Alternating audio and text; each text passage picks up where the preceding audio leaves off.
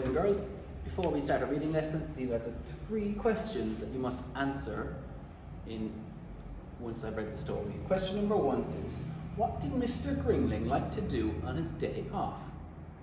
Question number 2 is, what happened when Mr. and Mrs. Gringling fell asleep? And question number 3, why couldn't Mr. Gringling fit through the hole? Okay, so now listen to me read the story and see if you can hear the answers to the questions. Hello boys and girls, and welcome to another reading video. This reading video, I have some special guests in the classroom. Can my special guests in the classroom say hello? Hello! Okay boys and girls, that is some of the boys and girls that are in school today. But because you're at home, we don't want you to miss out, so we're going to record this lesson and we can all read the book together. So this book is called The Lighthouse Keeper's Picnic. Okay. Mr. Gringling was a lighthouse keeper. He lived with his wife, Mrs. Gringling, and their cat Hamish in a little white cottage on the cliffs. When he was younger, Mr. Gringling used to row out to the lighthouse every morning and clean and polish the light. But now he had an assistant called Sam. Some days Mr. Gringling was the lighthouse keeper, and some days it was Sam. On his days off, there was lots of things Mr. Gringling liked to do. He liked playing hide and seek with Hamish. He liked growing geraniums and heliotropes. He liked singing loudly in the village choir, but most of all, he liked eating. Breakfast, lunch and dinner, and a few little snacks in between. Eating was what he did best. Sometimes he would eat a little tune. This breakfast should help me singing, Mrs. G. First-class geraniums, these. Mrs. Gringling was worried about him. Mr. G, don't you think perhaps you're eating a bit too round? She asked. I don't know. How are you going to race at the village picnic tomorrow? Mr. Gringling gazed at himself in the mirror. Nonsense, Mrs. G, he said, as he did his upper shirt. But he went outside to practice his running before dinner. Mr. Gringling loved the village picnic. All the villagers came. Big ones and little ones, running and skipping, puffing and puffing. Mrs. Gringling always prepared a splendid picnic spread, and she always kept it a surprise.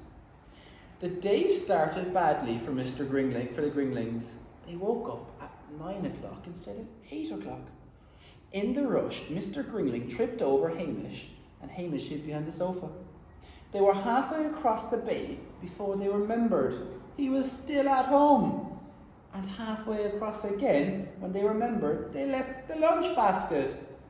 They were very late for the picnic, and they forgot to tie up the dinghy boat. Everybody was lining up for the egg and spoon race. When they arrived, Mr. Gringling ran as fast as he was able, but he still came last. He and Joe Jenkins tripped over each other in the 3-legged race. As for the last race, he couldn't even fit into the sack, never mind jump. Oh, bad luck, old chap, you could have been good in the tug-of-war. Mr. Gringling was very upset. He stomped off to swim by himself before lunch. He lay on his back with his tummy up in the air. Up above, a rainbow balloon drifted. Mr. Gringling sighed. That would be the life, floating just like a cloud. That's what I'd really like to do. He sang a floating song to himself. High in the sky, gently cruising, wrapped up in cotton wool, quietly musing, singing a cloud song. The picnic lunches were magnificent. Mr. Gringling wondered about tasting a little bit here and there, but he stopped quite still when he saw Mrs. Gringling's spread. Naughty nibbles, bumper bites, tempting treats for tinnies, melon boat, limpet log, lighthouse cake, salad, crab, green whale jelly, starfish sandwiches, seafood, scallop sausages, and cream works. Seafood! she had called it, and it was beautiful. Mr. Gringling ate a piece of everything. Delicious and delicate, he announced with a mouthful of green whale jelly. The best cook here today, Mrs. G. Possibly the best cook in the whole wide world. Once the picnic was eaten, everyone was too full to run or jump anymore. Most of the villagers packed up their baskets and went happily home. But Mr. and Mrs. Gringling felt like a rest.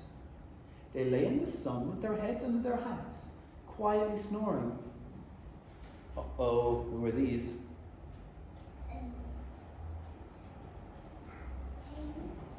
The seagulls, well done.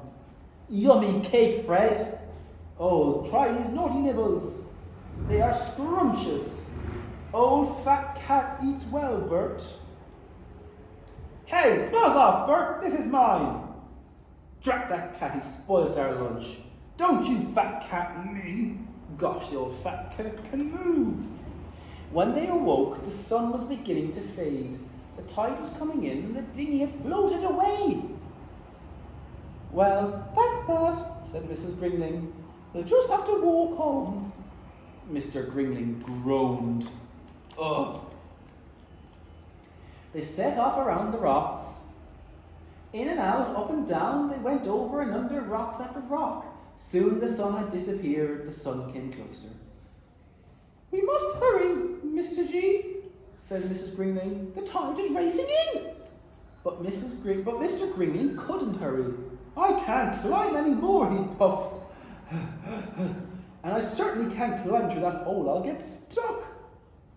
Mrs. Gringling looked at the hole and she looked at Mr. Gringling's tummy. In that case, we'll have to stay here till the morning.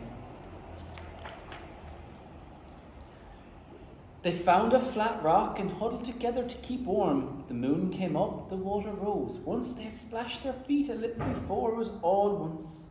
And then the water began to go down. Sam was surprised to see the lighthouse still running the next morning. When he saw the dinghy nudging against the jetty below, he guessed what had happened. He gazed round the bay. Yes! There they were, jumping up and down and waving. He set off to rescue them. Mrs. Gringling was cross. Mr. Gringling, didn't you think you'd ever be quite so cross?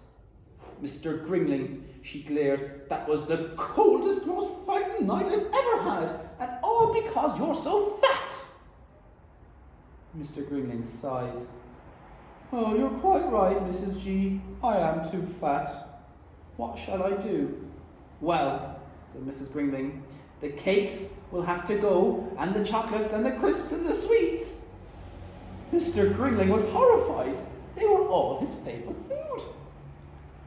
He worked very hard at getting thinner. He ran up and down the pathway from the little cottage to the white dinghy. He cycled like the wind into the village and home again. Some nights he was so tired he fell asleep in his dinner. But he did miss his little snacks. Just one chocolate, Mrs. G, he pleaded. No, she said firmly, not even half a chocolate. Sam didn't like it when Mr. Gringling was unhappy. I'll get you a little something, he whispered. Mrs. Gringling need never know. Mr. Gringling hid his snacks very carefully, and he ate only one thing each day.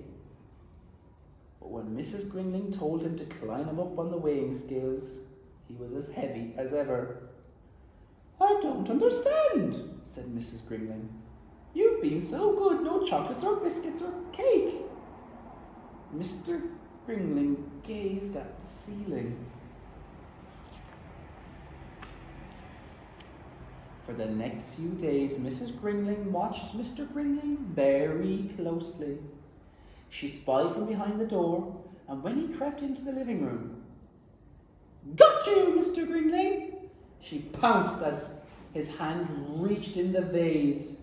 You should be ashamed of yourself. Mr. Gringling hung his head. Promise me, said Mrs. Gringling, No more snacks. I promise, Mrs. G. Mr. Gringling went on trying to get thinner. One day he was out cycling with Hamish when he saw a rainbow balloon again. It was as close he could ever hear the gentle roar. Oh, I'd love to float like that, he thought. As light as a feather, but I'm not light. He looked up at his round tummy. I don't suppose I'll even fit in the basket, he said gloomily. He told Mrs. Gringling about the balloon that evening. Not for you, Mr. G, she said. They'd never get you off the ground. Mr. Gringling got a surprise in the village the next day. He saw a large notice in a house window. He knocked at the door. I don't suppose I'd be able to have a ride, he asked. The balloon lady gazed at him and slowly walked round him and looked him up and down. Of course you can, she said, and we could probably take in Mrs. Gringling as well.